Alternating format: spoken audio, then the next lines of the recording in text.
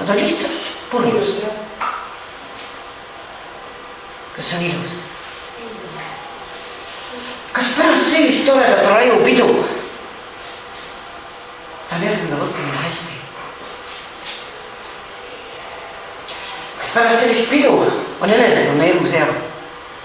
Kas see teeb neid targemaks, paremaks? Miks nad seda teevad? Osaliselt ei ole see noorte süü, osaliselt on sellist ühiskonna süü, aga mitte ainult. Sest et noortel on teatavasti valik. Mis te arvate, kas üks vale otsus, mis puudutab just alkoholi, kas üks vale otsus võib võtta ära kõik inimese unistused ühe hetkel? Jah, kahjuks võib küll. Ja kole palju.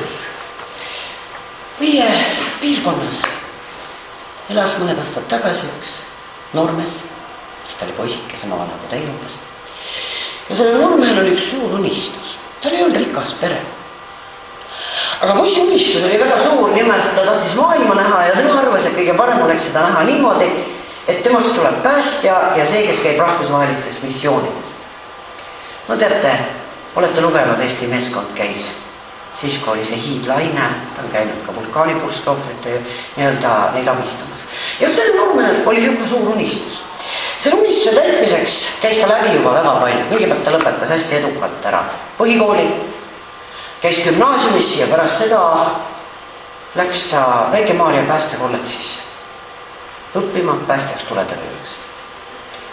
Ta oli juba näinud vaeva 15 aastat, ta lõpetas ära suurepäraste õppetulemustega ja sai päästjaks tuletõrjujaks. Ja kuna see perel oli raha vähe, siis poiss kohe alguses ei saanud minna ülikooli, Sisekaitseakadeemias.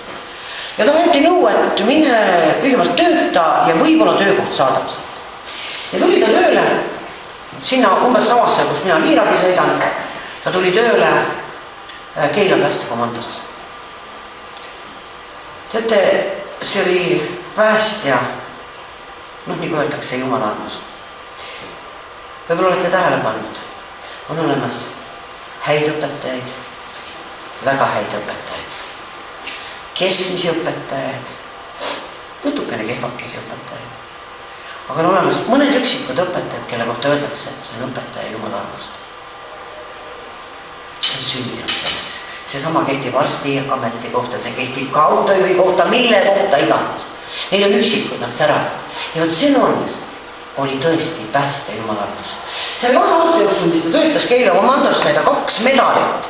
Ühe sai ta presidendi käest, ta tõi põlevast majast välja veel siis, kui enam ei saanud, teised mehed ei julgenud. No ta oli suurepärane. Ja kui ta oli 2 aastat töötanud, siis kutsus päästekomando juhataja teda välja ja ütles, et tead mees, sa oled niivõrd õudselt tubli. Et me teeme sulle kingituse.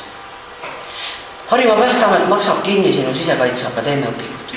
Pärast 17 aastat punnimist oli vaja veel ainult 3 aastat, et selle poisi unistus täituks. Ta tuli tööle valvesse tagasi ja mehed küsisid, mis oli, mis ülemus tahtis. Ja ta rääkis selle loo ära. Selle peale tema kaaslased ütlesid rahulikult, et no mees, teeme valve ära, mis me edasi teeme?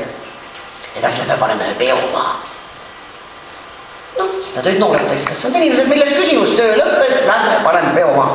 Ostati Keilast viinad, joogid, söögid ja pidu läks lahti, mitte kaugel Keilast. Ja nagu noorte pidudel ikka, läks 4-5 tundi mööda ja alkohol sai otsa.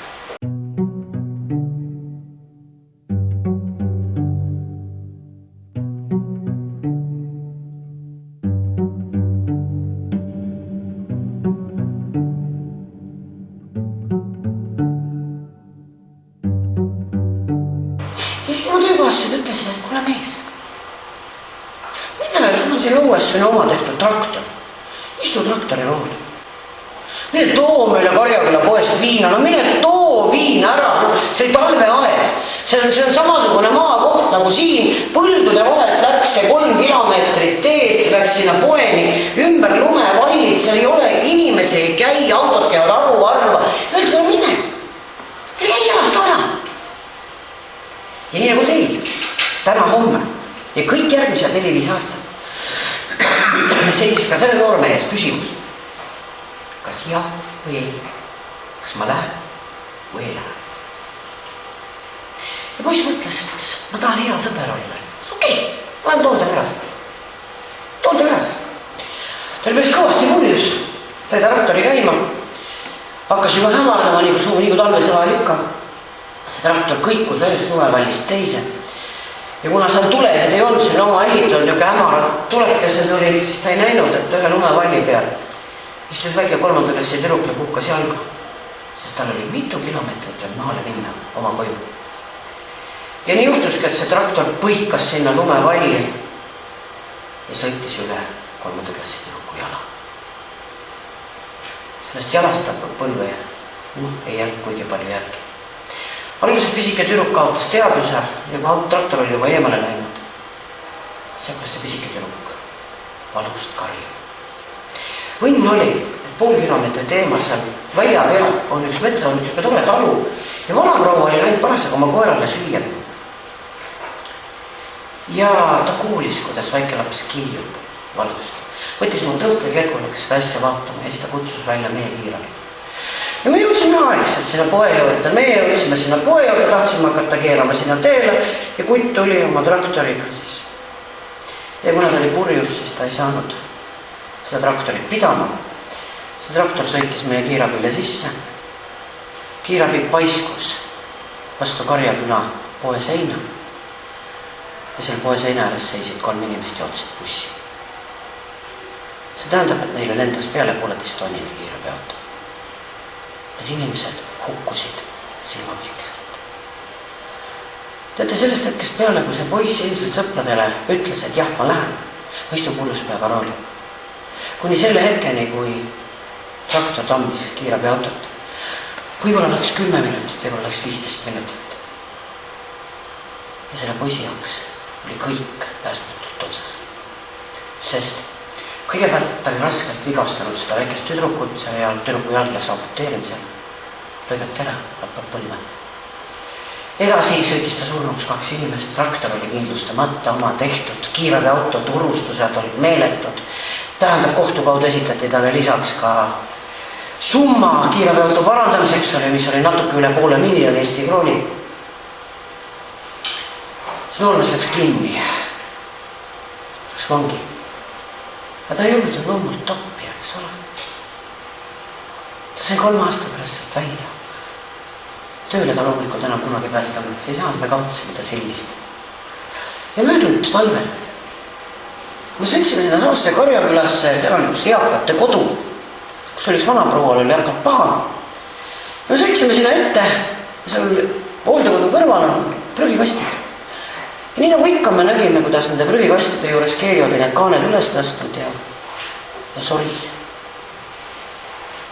Ja kui meie autotuled sinna peale läks, siis seal prügikasti juures tõstis pilgu ülesse või näo ülesse. Vanaks, halliks, vaevatuks läinud inimene, kelles me hädavaevalt tundsime ära. Selle noore mehe, kes 3 aastat tagasi meeletult tahtis peaaegu, et oleks saanud rahvusvahelise päästemeeskonna liikmeks. Üks vale otsus võttis ära kõik unistused.